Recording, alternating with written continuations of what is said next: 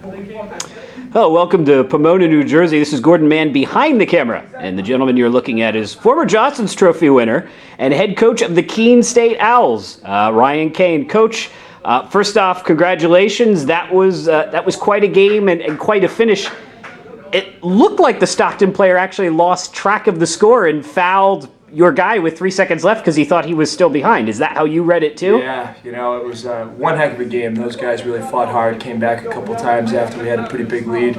And, it was a simple time and score situation, and he lost track of what the score was. We got the rebound after getting a nice stop late in the game, and it was tied.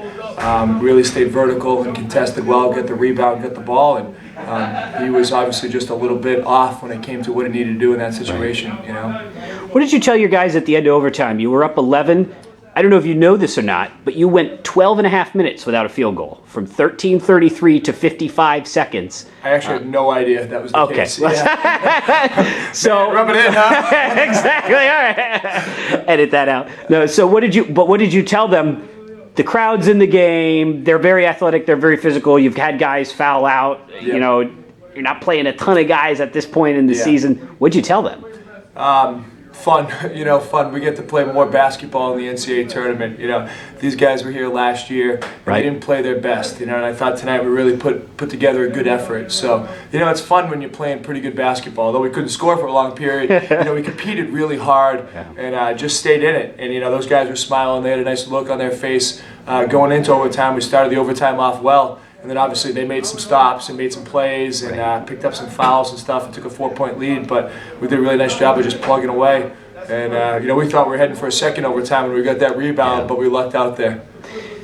Talk about playing against the pressing style of Stockton and, how you kind of have to piece together the backcourt plays to get, to avoid the 10-second counts and the turnovers. Yeah, I probably should have called a timeout at one point with the new rule. When the ball goes out of bounds, no reset. I should have probably called a timeout when there was about 23 seconds on the shot clock. But they do such a good job with that press. Specifically when, my one-man press breaker is sitting on the bench in foul trouble. He's a guy that can really dribble through it, and the guy that I'm putting in obviously doesn't have that same ability. So we definitely inched our way through that press. Our game plan going in was try to beat it to score, get the ball swung after we break it. But based on the personnel at the time, we weren't capable of doing it. Fortunately, we did a pretty good job at points later in the game of getting it through it, and I think they were wearing down a little bit, so we pulled it off at the end, and I think that helped us. But with the amount of time that we've played, it's hard to keep that style going for 45 minutes. So you'll play Middlebury tomorrow, and two things similar about you. One, you're both from far away from where we are sitting right now. Yeah. And two, you both had to win your conference tournaments to get in. So they got in as a 4 seed, you got in as a 3 seed, and had to, you knew you were in a situation where it's 3 games to get into the tournament, and then you go from there. I asked Coach Brown the same question that I'll ask you. What's the difference with this that you noticed in the team through this run to get into the NCAA tournament and now to keep playing in it? Yeah, I think the biggest compliment I can pay my point guard Lucas Hamill was really his health and him coming back to this team. Nate Stitchell has done a tremendous job. He's kind of been our heart and soul leader throughout the season. But then when Lucas came back, there's not many guys in college basketball that play the game the way he does in terms of the intensity that he approaches the game with. Right. So now to have 2 of those guys on our team, it really helped us late in the year fight on the defensive end of the floor at a different level than we had previously that season. So we were able to put it together, compete a little bit harder, and guys fit into their spots a little bit better. Our rotation was strengthened when he came back, and to me that's really been the biggest difference from taking that jump to where we are now. The other similarity is you've played each other already this year. So you guys are from a part of the country where you don't have a lot of options for scheduling, and particularly if you're in the upper half of your conference. What do you take away from that game? It was a while ago. Yep. What will you try and do differently since that was a Panthers win? Yeah, we both had guys out for that, and they played really well. Obviously they had a great individual effort from Matt St. Amour, who's a tremendous player. So we're gonna have to do a better job of containing him tomorrow. Hopefully, with some guys getting healthy and our defensive backcourt being strengthened because of that. Hopefully, we can match up a little bit better tomorrow with their guards because they really torched us the first time we played. They were physical with us, and we were able to get some baskets inside, get out and transition a little bit, if I recall correctly. Have to take a look at that film tonight, get a better idea. Did you bring it with you, or I guess you downloaded it offline? Yeah. Okay. So we have it with us. We'll definitely watch that tonight. I just remember the backdoor plays to Matt St. Amour quite a bit, and those are haunting me in the back of my mind right now. So hopefully we can do something to guard those a little bit better tomorrow. Right. What's the difference between being in this tournament as a coach and being in it as a player? Yeah, I've kind of been through the three different transitions. Player, assistant coach, and now head coach. Yep. Right.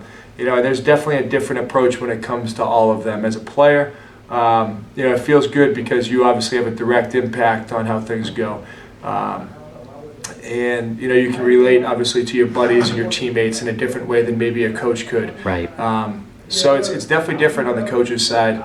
As an assistant coach, I definitely, Coach Bartley is the best. He provides a lot of opportunity for his assistants, so I definitely felt very involved. But it is a little bit different when you become the head coach. You're the guy that's responsible for making the substitutions, calling some of the plays, and figuring out what you're going to do.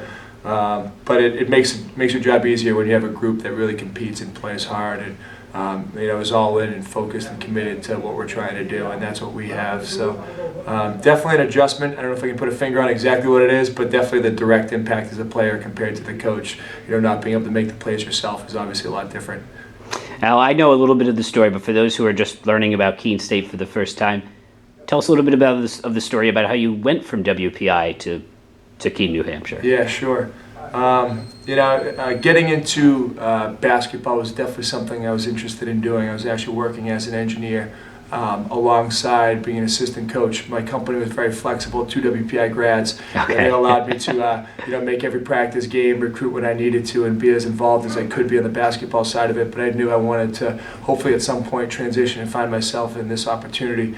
And I think I really lucked out. I heard on my honeymoon that the position may be open. So I started having the conversations with my wife. Where were you?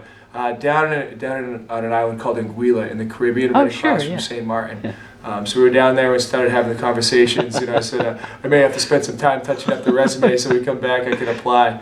And I knew right away it was an awesome opportunity with a great group of guys that was coming off a conference tournament championship last year. Yeah. And I lucked out. Fortunately enough, I ended up being the candidate they selected, and we've been through some ups and downs this season. But the group of guys, it's been a pleasure to coach them all season long. So it was a neat transition. Everyone was very supportive, and Keene State as well was very supportive with the transition. We have a lot of support back home, and had some people travel down here. You had a good crowd. Yeah, so it was a good crowd from our end. Nothing like theirs, but it was still nice. So it was a great transition into just the basketball world for me. Obviously, that was my passion growing up and something I wanted to do. Last question for you. One of the fun things about this tournament is you have so many games being played simultaneously go final, and then you have a very quick turnaround. Yep. So I don't know when this will be posted, sometime between now and your game. Sure. But it's 11 o'clock at night, so there's not a lot of time. How will you spend tomorrow, and what is that like? You're going to mention you're going to go back and look at the Middlebury game film. Yeah. What are the next 16 hours like for you as a coach? Yeah, probably not much sleep for sure. Okay. It's all about these guys playing well. We'll probably talk about some of their tendencies, but for the most part, it's just going to be going out and doing what we do as well as we can do it. Hopefully, playing our best basketball. You can only add so many X's and O's between the time that you play tonight and the time that you play tomorrow. Our guys obviously have some familiarity with our opponent, which makes it nice. We didn't have to spend the same time with their scout and their film as we did maybe some of these other teams. Yeah. So, we'll definitely check out our previous game, meet with our guys a couple times, watch some film, and see if we can get our minds and bodies right for a big game tomorrow night. He's Ryan Cain, head coach of the Keene State Owls, victorious here at Stockton University in the first round of the NCAA tournament.